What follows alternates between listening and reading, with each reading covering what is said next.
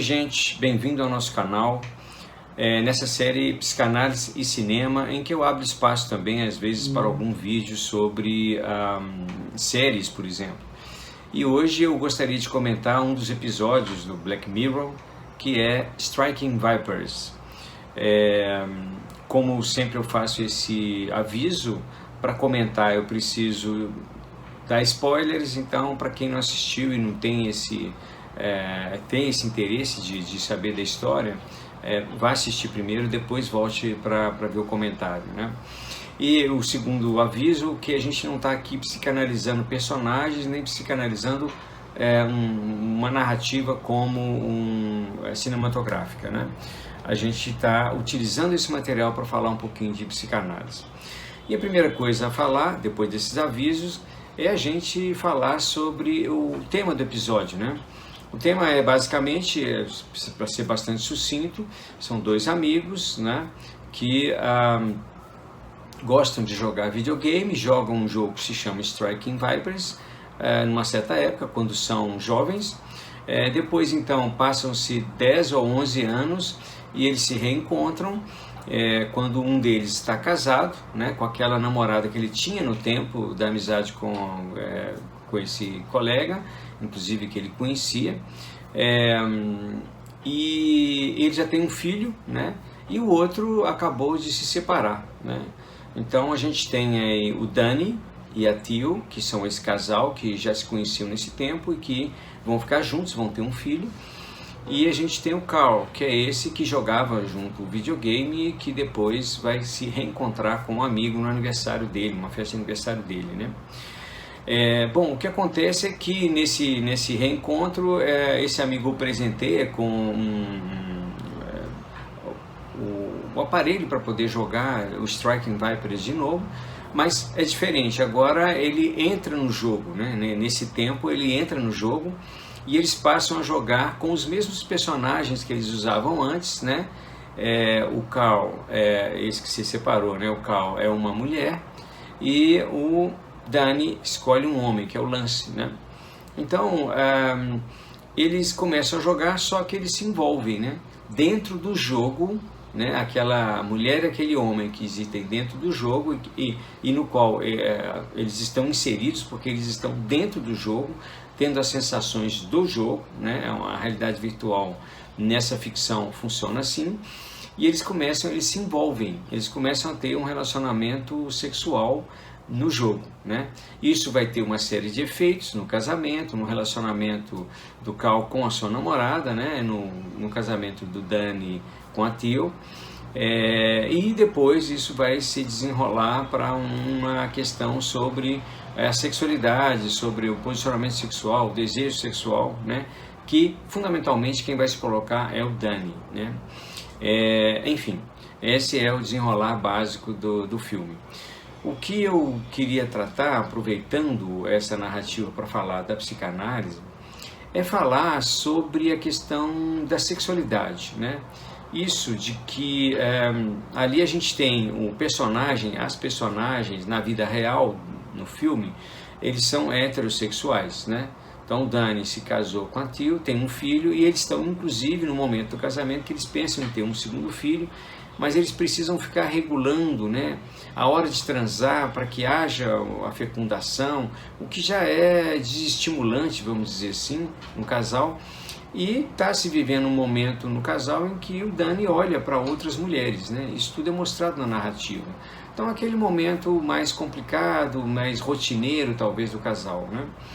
Enquanto isso, do lado do Carl, ele rompeu um relacionamento, ele é um cara que tem mais dinheiro e ele tem uma namorada nova. Há uma coisa que não combina muito bem com essa namorada nova, a forma como cada um lide com o amor e com a sexualidade seja diferente, né? Então, o Carl transa com a namorada e logo em seguida ela pega o celular, né, para olhar. Então termina de transar e já fica cada um na sua, e de certa forma o Carl espera alguma coisa a mais. As piadas que ele faz não combinam com a namorada, com o tempo dela, ela não compreende bem, né? O que mais? E acontece também um momento em que ele já está assim, envolvido no jogo com um amigo e aí ele não consegue terminar a transa, e ela pergunta se ela pode terminar sozinha, ela pega o celular para se masturbar. Então assim, quer dizer, tem uma questão que é tocada aí com uma certa diferença de geração, e ao mesmo tempo mostra no Cal uma certa demanda de algo a mais do que simplesmente a transa, né? Era alguma coisa a mais do que a transa do cara que quer pegar as mulheres ou quer pegar uma namorada mais nova. Ele espera um pouco mais e ele fica insatisfeito com isso. Isso é uma posição interessante porque faz referência à escolha dele no jogo, né? É uma posição que a gente poderia lembrar ou chamar assim em psicanálise de uma posição feminina, né? A posição no amor de quem deseja o amor é uma posição que a gente chama de feminina, né? Há uma série de elaborações sobre isso. Acho que se eu fosse estender isso aqui agora seria muito longo. Mas o mais interessante de destacar no episódio é que eles são heterossexuais, têm uma vida heterossexual, mas no momento em que eles passam a viver ali, e na verdade tudo dá a entender que quem toma a iniciativa é o Cal, na hora que ele presenteia isso para o amigo, talvez até ele tivesse jogado com outras pessoas já com esse tipo de envolvimento, né? Ele se envolve com ele e a coisa dá muito certa no jogo, né? Inicialmente há um constrangimento, né? Há um questionamento, o que está acontecendo aqui, como que isso é? Nós somos amigos, né? Amigos porque são homens na vida concreta, né? Homens heterossexuais, assim o comportamento deles indica na narrativa do episódio. Mas ali dentro um assume uma figura feminina, né? E o outro mantém-se numa figura masculina, né? E eles começam a ter uma vida sexual, né? Ali dentro. E é uma vida que traz a satisfação de acordo com a narrativa que diz dessa ficção, né? Da possibilidade da realidade virtual trazer essa satisfação, inclusive corporal, né? Bom, as coisas continuam assim, se há questionamento inicial, depois ele deixa de ter, e eles vivem um pouco nessa dicotomia, né? Porque eles são amigos na vida real, amigos antigos, e desfrutam de uma intimidade na vida virtual, né? O que eu queria destacar aí é uma questão com relação a isso que a gente poderia dizer em psicanálise da cena interior, né? Ou a fantasia. A fantasia ou a cena interior, essa ligada ao inconsciente, ela não é necessariamente a mesma cena exterior, a cena que aparece socialmente, ou a posição que a pessoa ocupa socialmente que faz a cena para o outro, né? Então, essa vida, né, que acontece no jogo, e ali há uma ligação entre eles, é talvez o campo da fantasia, onde esse Cal, por exemplo, ele se coloca como mulher, e para ele não é um problema, na verdade se torna um problema para o Danny, que mesmo sendo um homem na vida virtual, ali no jogo, eles colocam uma questão sobre a sexualidade, então há um desejo homossexual aí, como é que é isso, né? E o Cal não se coloca isso, ele simplesmente quer viver aquilo ali, né? Tem uma questão dele que não vê problema, não entra em conflito por ele estar no corpo de uma mulher, né? Na realidade virtual. Inclusive, aí já é um ponto ficcional que extrapola até o que a psicanálise poderia pensar sobre isso, que ele diz que ele consegue experimentar o prazer, né? Da forma como uma mulher experimenta. Assim, do ponto de vista psicanalítico, tem uma série de questões aí que poderiam depois ser discutidas em outros vídeos, e aí é muito difícil pensar, como acontece com o Cal, que ele possa experimentar o gozo feminino sendo concretamente ou psiquicamente um homem. Mas isso acontece no seriado, e é muito interessante porque ele não se incomoda com isso, né? Tanto que ele acaba de novo insistindo para um amigo voltar a ter relações com ele depois deles terem se afastado. E eles se afastam por dois motivos interessantes, basicamente. Um é que a relação entre eles, que acontece virtualmente, estava interferindo no relacionamento deles, principalmente no casamento do Danny, né? Então isso gerou alguns problemas e o filme trata um pouco, o episódio trata um pouco disso. Mas também acontece um momento delicado em que, depois de uma transa, o Cal, que é a mulher lá, né, ele diz, eu te amo.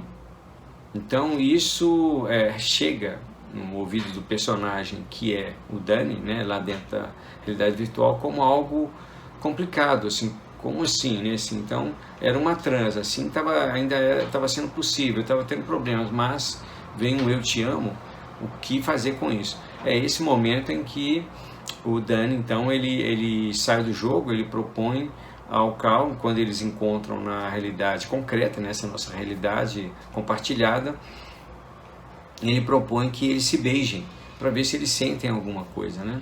E eles se beijam e não sentem nada. E aí o Danny ainda fica em conflito, acaba que eles brigam, né? São levados para a polícia, e isso vai levar ao desfecho do episódio, né? Quando o Danny vai ter que revelar para Tio, né? Que ele é que acontece isso, e aí o casal se arranja, né? Que é o que acontece com os casais, para que eles continuem sendo casais, né? Mesmo que nunca se saiba até onde haja o risco de que aquele outro relacionamento possa interferir ou fazer com que esse primeiro relacionamento termine, né? Ou acabe, ou não sei, assim, o fato de que os dois se arranjam, né? O Danny e a Tio, de forma que cada um possa ter a sua experiência extraconjugal, vamos chamar assim, né? E qual é o risco disso? É o risco de se apaixonar, é o risco de aparecer esse eu te amo, por exemplo, que acaba desconstruindo aquela relação, né?